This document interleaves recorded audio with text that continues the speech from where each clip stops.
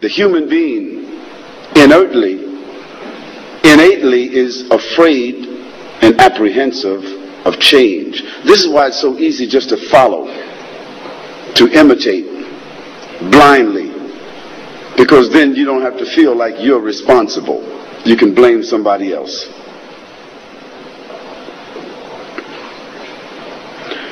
Well, think about it tonight. Is our purpose in this world simply to eat and sleep and dress and work and acquire some material things and enjoy ourselves? Well, the hedonists, they will tell you, that is the pleasure seekers, the worldly people who only want to enjoy themselves, who are only concerned about taste and touch and feel and smell and have and possess. Those people who think they have the world in their hands, or that the world is in a cup of brandy, they will tell you that life is only for enjoyment, so enjoy all that you can.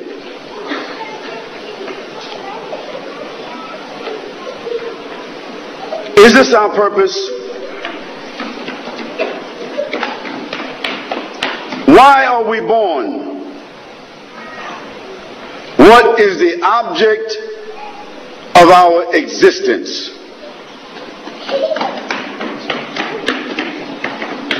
And what is the wisdom behind the creation of man and this tremendous universe?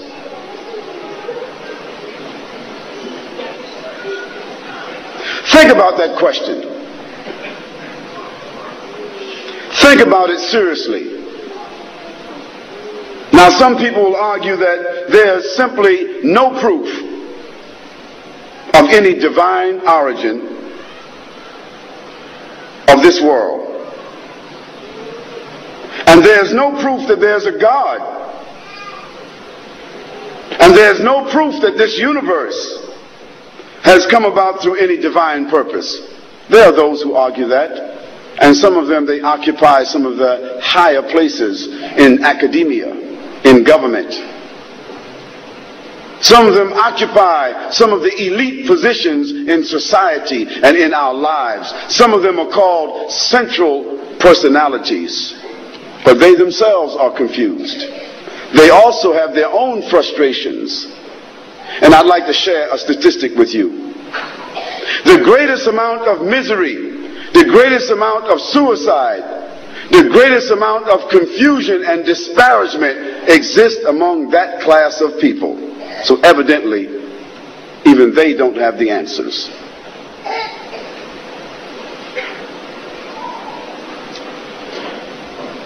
Now, there are people who argue this way, and they say that perhaps this world came about by chance. That means random. That's what chance means, random. Like going to the gambling house. You call it here the gaming rooms. They have a nice name for it here.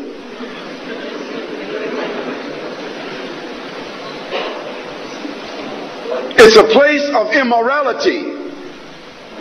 It's a place where you put your life savings on the line. You're trying to get something for nothing. You put your hard-earned money. Sometimes the man doesn't tell his wife, or the wife doesn't tell her husband, and they lose their house and their lives, taking a chance, trying to earn something for nothing. And the government has set it up and supported it with your tax dollars.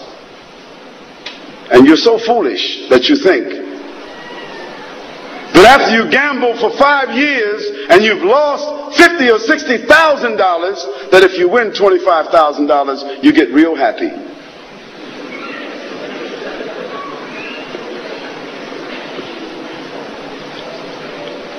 So thinking that this world came about by chance is the same as thinking that when you put money in a slot machine that the numbers come up by chance. They don't.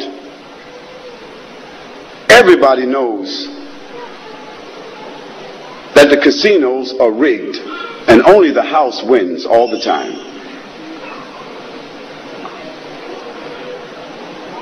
But to think that this world came about in the same way that people gamble, random choice, well, let's put that to a test.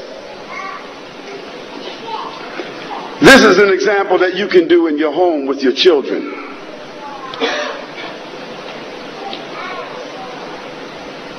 Take 10 marbles, number them 1 to 10, and put them inside of a bag and shake the bag. And then close your eyes without looking inside that bag. Pull out number 1. Pull out marble number 2. Pull out marble number 3. In that order. Just 10 marbles, that's all. 5, 10. What do you think the chances are pulling out those 10 marbles in that order without looking at them? Is anybody here that's a mathematic genius, knows about calculus, knows the random chance? Does anybody know the chance? 26 million to 1. That's only 10 marbles. That's called a micro example. Now let's go a little bit further out to a macro example. The earth that we are on is one planet among 9, or some people say 11, in our solar system, isn't it? And our sun that gives energy and light and gravity is the center of our solar system. And our sun is only one star, and it happens to be one of the smaller stars in our galaxy called the Milky Way. And the Milky Way is only one of the smaller galaxies in the nebula called the Andromeda. And the Andromeda has itself millions of galaxies like the one that our sun is a part of. And there are millions, or literally countless galaxies, clusters of galaxies like the Andromeda, that have been predicted by sending out sound and light. And they have sent out sound and light that has never returned.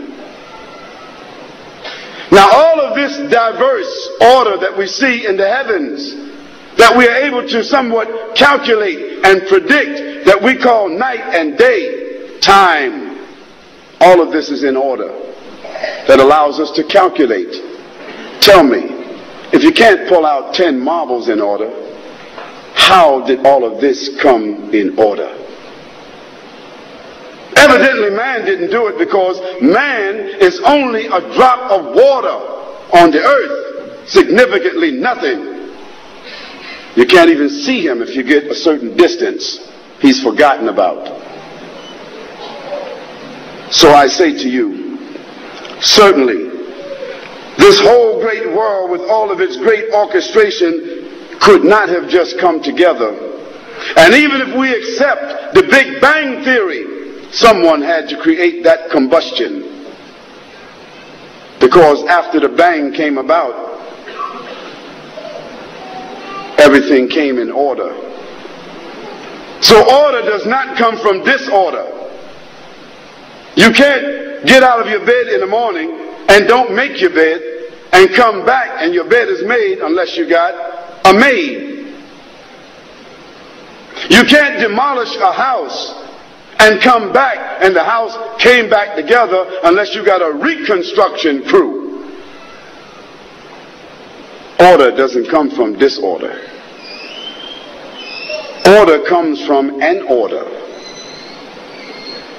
An order means a legislation. It means a science. It means a fact. It means a determination. And if man wasn't around when that Big Bang took place, he had nothing to do with that determination or anything after it. Here I would like to mention a few verses of the Quran that address this subject, because the Quran was revealed more than 1400 years ago, a book of 6,626 verses that has been retained and memorized, preserved since the time that it was revealed more than 1424 years ago. Memorized in the time of the Prophet, peace and blessing be upon him, who received it in his own life, memorized by his companions. And the same Quran is with us today. And among the people sitting here, I'm sure there are 5 or 10 people who have memorized the entire Quran. This is the phenomena If Muhammad, peace and blessing be upon him, never left anything else as a proof of his miracle and his prophethood to the world, it would be the Quran. I asked my brother to recite just a few verses and then I'll translate it.